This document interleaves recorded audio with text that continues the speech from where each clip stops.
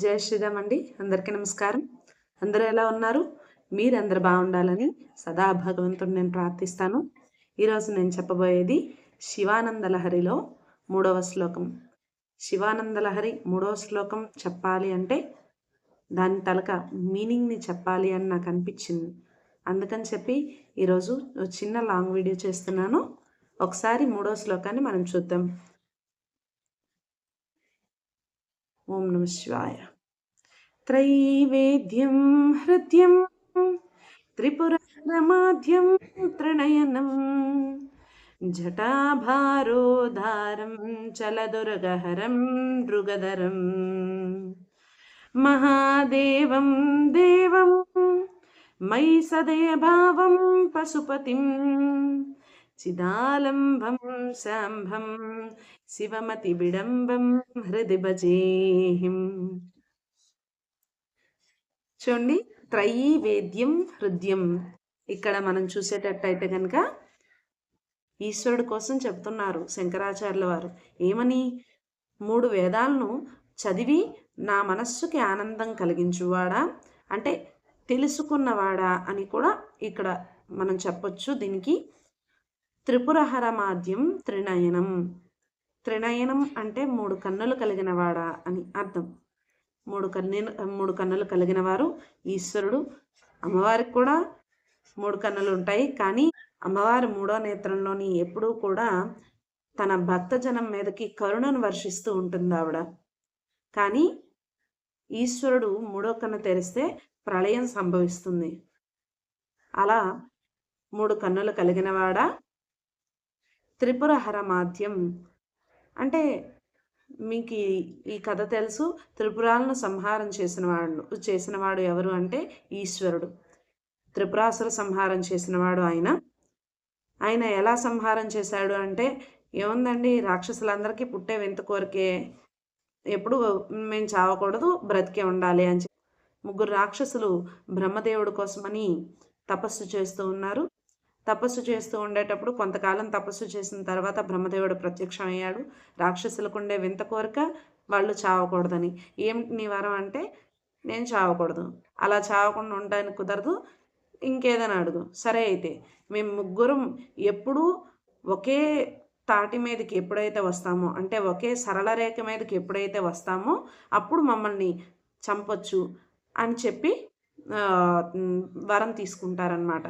ఈ 3 ఒకే సరళ రేఖ మీదకి సంవత్సరంకి ఒకసారి మాత్రమే వస్తారు అని వీళ్ళ మధ్య ఒప్పందం. ఈ త్రిపురాసురుడు మొత్తం ఋషుల్ని, భగవత్ సంబంధ కార్యాలను చేసే వాళ్ళని, దేవతలను అందరినీ కూడా ఇబ్బంది పెడుతూ ఉన్నారన్నమాట. కొన్నాళ్ళు అయిన తర్వాత ఈశ్వరుడి దగ్గరికి వీళ్ళందరూ మొరపెట్టుకుంటే పరమేశ్వరుడు తాను వీళ్ళు 3 ఒకే సరళ రేఖకు వచ్చేటప్పటికి వీళ్ళని చంపాడు. అప్పుడు కూడా వీళ్ళు కొన్ని సెకండ్లు మాత్రమే ఉంటారనమాట. అందుకని నంది తన కొమ్ముని విరగ్గొట్టి ఆ కొమ్ముని వాటి 3టికి గుచ్చి ఒకే తాటి మీద పట్టుకుంటే అప్పుడు ఈశ్వరుడు బాణప్రయోగం చేస్తాడు, త్రిపురాలు సంహారం చేస్తాడు. అందుకే త్రిపురాసుర సంహారం అని అంటారు. అయితే త్రిపురాసుర సంహారం చేసిన వాడు ఎవరు అంటే ఈశ్వరుడు. ఇది త్రిపురాసుర సంహారం చేసినవాడు. అందుకే ఎప్పుడు కూడా నందికి మనం చూసుకుంటే కనుక ఇటొక కొమ్ము మధ్యలో ఉంటుంది, మధ్యలో కొమ్ము విరిగిపోయినట్టుగా ఉంటుందన్నమాట. ఎక్కడ చూసినా సరే నందిని అలా చూడొచ్చు మనం. ఎందుకు అంటే ఆ మధ్యలో కొమ్ము ఏమైంది అంటే దీనికే కారణం. ఈ త్రిపురాలకు 3టికి గుచ్చేటప్పటికి అది ఈశ్వరుడు బాణం తగిలేటప్పటికి భస్మం అయిపోయింది. మళ్ళీ భస్మాన్ని నుంచి మళ్ళీ తిరిగి తేవటం అనేది అది జరగని పని. కాబట్టి ఎప్పటికీ నంది అలానే మనకు కనిపిస్తూ ఉంటాడు. ఎక్కడ ఏ గుళ్ళో చూసినా, ఏ విగ్రహాన్ని చూసినా సరే నంది మనకు అలానే కనిపిస్తాడు. 2 కొమ్ములతోటి 3వ కొమ్ము విరిగినట్టుగా, మధ్యలో కొమ్ము విరిగినట్టుగా కనిపిస్తాడు మనకి. ఇది త్రిపురాసుర సంహార వృత్తాంతం. అయితే త్రిపురాసురులను సంహారం చేసినవాడా, త్రినయనం 3 కన్నులు కలిగినవాడా, జటాభారోదారం చలదుర్గహరం. జటాభారోదారం ఎలా అంటే మహా పెద్ద జటాజూటాన్ని కలిగినవాడు, ఆ జడలే పెద్ద మకుటంగా ఏర్పడినటువంటి శిరస్సు కలిగినవాడు, చలదురగహారం అంటే అచలము అంటే కదలనిది, చలము అంటే కదులుతూ ఉండేది. ఎప్పుడూ కూడా తిరిగే సర్పాలను తన మెడలో హారాలుగా ధరించినవాడా, తన మెడలో హారాల కింద ధరించినవాడువు అని అర్థం. మృగధరం, మృగధరం అంటే మృగం యొక్క అదే జంతువు యొక్క తోలుని, చర్మాన్ని తన వస్త్రంగా ధరించినటువంటి వాడు. మనకి ఎప్పుడు తెలిసిందే ఈశ్వరుడు జంతు చర్మాన్నే కట్టుకుంటాడు. ఎందుకలా? ఆయనకి బట్టలు లేవా అంటే లేదండి, బట్టలు ఉన్నాయి. ఆయన గజాసురుడనే రాక్షసుడికి వరాన్ని ప్రసాదించాడు. ఏమని?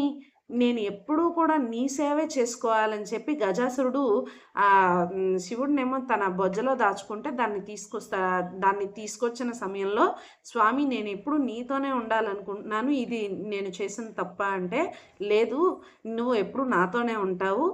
ఆయన ఏం చెప్పాడు గజాసురుడు?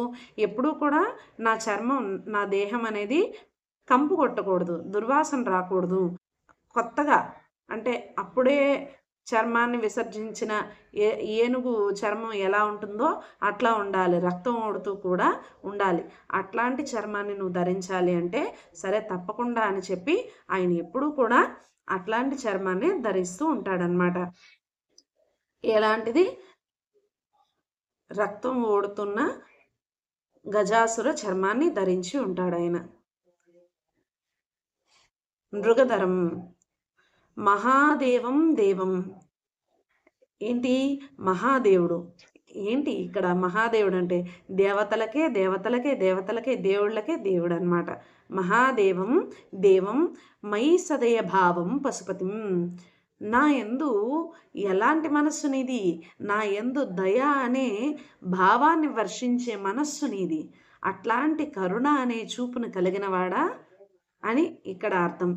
పశుపతిం, పశుపతిం, పశూనాంపతిం అంటే మొత్తం ఈ చరాచర జగత్తు అంతటినీ, చరాచర సృష్టిలో ఉన్న జీవకోటి అంతటినీ కూడా పశువు మనస్తత్వంతో పోల్చి చూసి కొన్ని జ్ఞానం ఉండి ప్రవర్తించేవి, కొన్ని జ్ఞానం లేకుండా ప్రవర్తించేవి. ఇది ఎలా ప్రవర్తించాలి అనేది ఈశ్వరుడి చేతిలో. అది ఏం చేస్తుందంటే, అది జ్ఞానం విచక్షణ కోల్పోయి ప్రవర్తించినప్పుడు అది ఒకానొక సందర్భంలో దాన్ని విడిచిపెట్టేసి స్వామికి అప్పచెప్తుందనమాట. స్వామి నన్ను నువ్వే నడిపించాలి అని.